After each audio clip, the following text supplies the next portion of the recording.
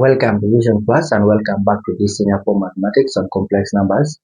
Today we are going to look at polar form of a complex number. And under polar form, we are going to say introduction.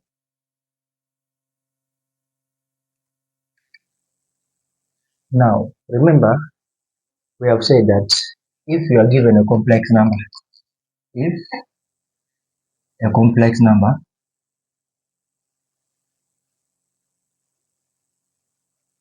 say z is in the form of x plus iy, or in some books we find it as the complex number z is the same as a plus ib.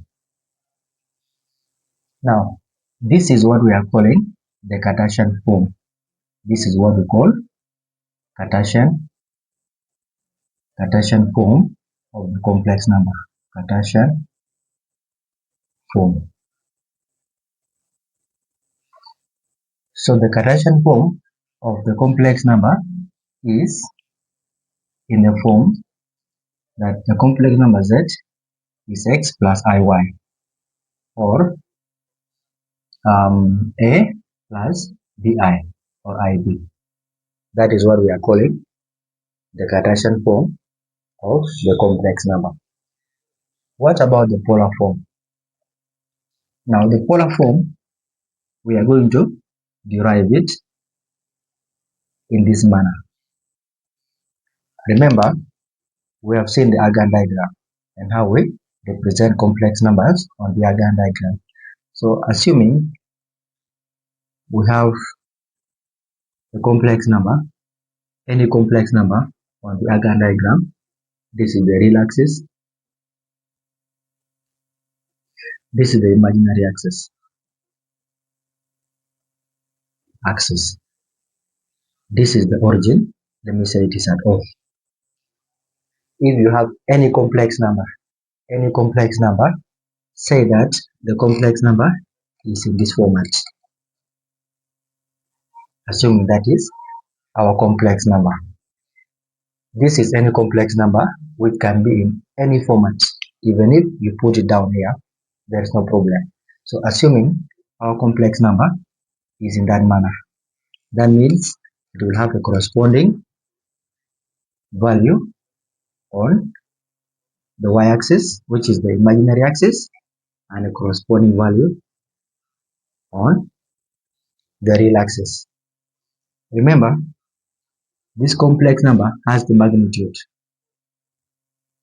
This complex number has the magnitude, which we are calling r, where r is the magnitude of the complex number, and we know how to get the magnitude.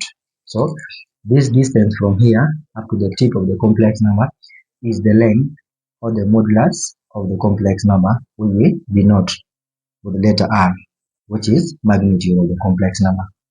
Remember, a complex number also has the argument or the angle that it makes with the positive x-axis. Now remember, this is the general complex number. So let me say this point, I'm going to call it O, which is the origin, obviously. But now this point, I'm going to call it maybe N. Then I'm going to call this point maybe point P. Now we know that from down here up to up, this is the imaginary axis.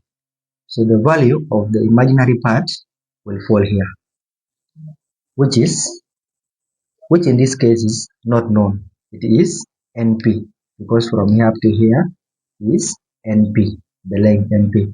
From O up to here is also NP. And then from O to N, we don't know it, but it corresponds to the real part of the complex number, which is probably X.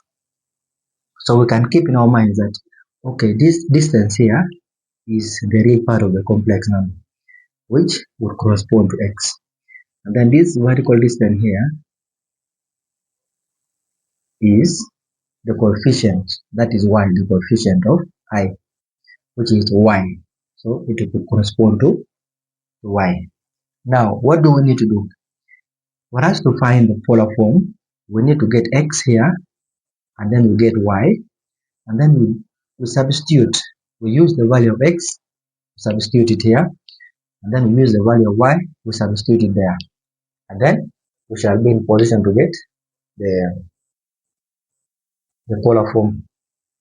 So for us to get the polar form, we simply need to substitute for x and y in the Cartesian form, and that will translate it into the polar form of the complex number.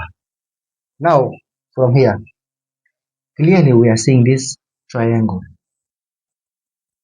Remember, it is a right angle triangle, I've said already, and always it will be a right angle triangle. So let me extract this right angle triangle, which is in this format. That is that horizontal line, then there is a vertical line which is dotted in that manner, and then the complex number runs in that format. Use a ruler so that yours is straight. On this side here we have the theta, which is the angle. Here we have O, here we have N, then there we have P. And then this distance ON is what we have called X. And then the distance NP, we are calling it Y.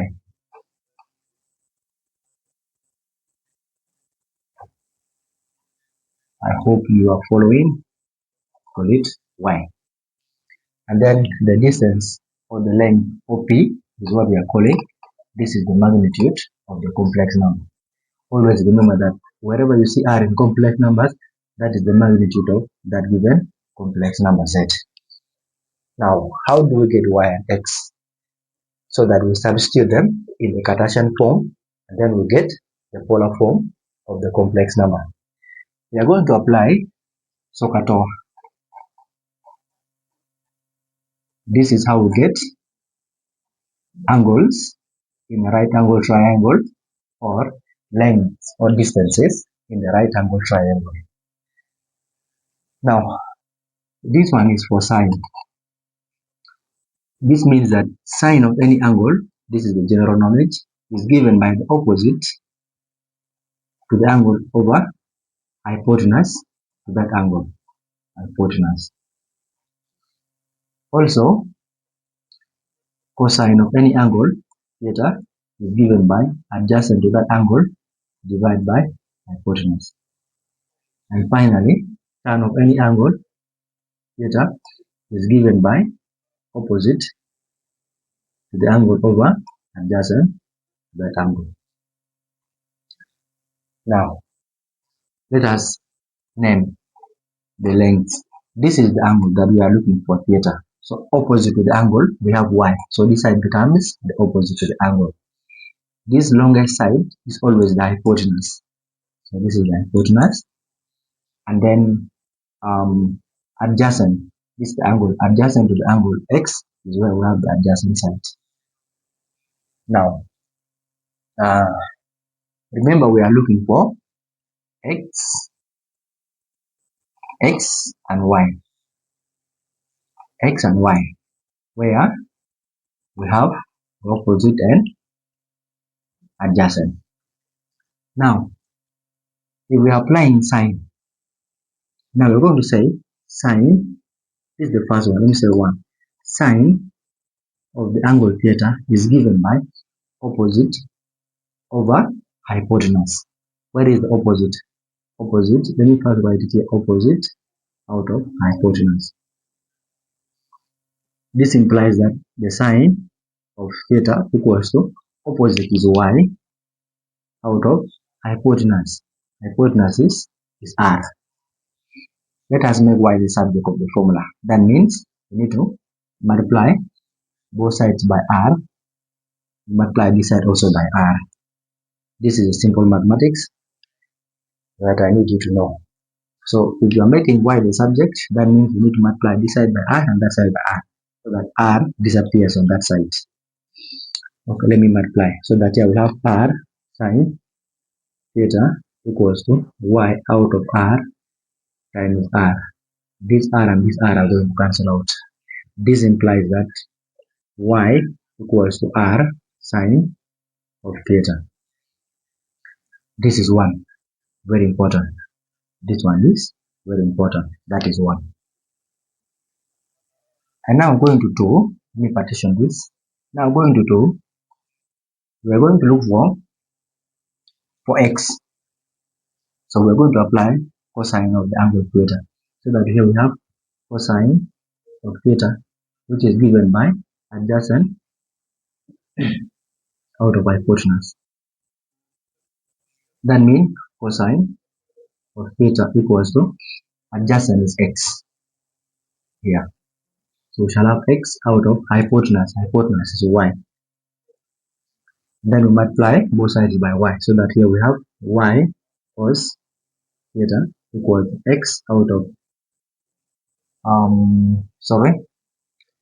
hypotenuse is not y, hypotenuse is r. Please, hypotenuse, because it is adjacent, which is x, out of hypotenuse, which is r. So this is out of r. So and then we say both sides by r, so that you have r cos theta equals to x out of r times r. This r and this r are going to cancel. This now implies that if we start with x, it implies that x equals to r cos of theta. These two are very important. These two are very important. Now we have y and we have x. So for us to find the polar form of the complex number, we just need to substitute for y and x in the Cartesian form of the complex number. So substituting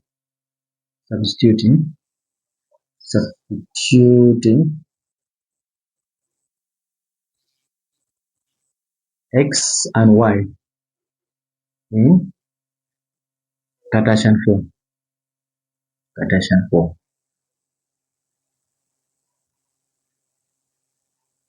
That means the Cartesian form is given by z as x plus I y. This means that z becomes x. What is x? X is here. X is r cos of theta plus I y. What is y? Y is r sine of theta. What do you notice? R is common. R is here and R is here. Let us factor R out so that we have R into cosine of theta plus I sine of theta. This is now what we are calling the polar form. That is the polar form of any complex number, where R is the magnitude of the complex number z, and we know how to get the magnitude of any complex number. What about theta? Theta, we are saying it is the argument. It is the argument of the complex number. Whether it is a principal argument or not, as long as it is an argument or an angle, it is what we are going to use here as theta.